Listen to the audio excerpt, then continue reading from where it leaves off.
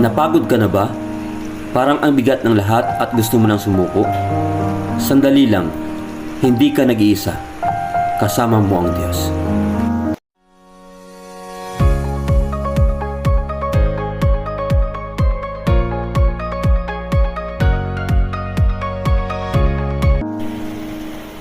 Psalms chapter 73 verse 26.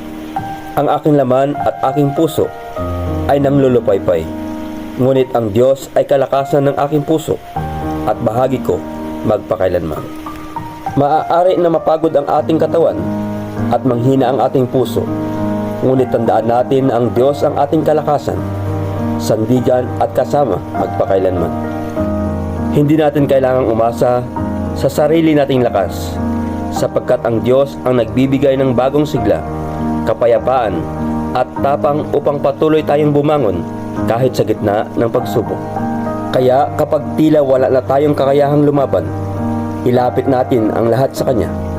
Dahil sa presensya niya, ang mahina ay nagiging matatag, ang napapagod ay nakahahanap ng pahinga, at ang pag-asang nawala ay muling nabubuo.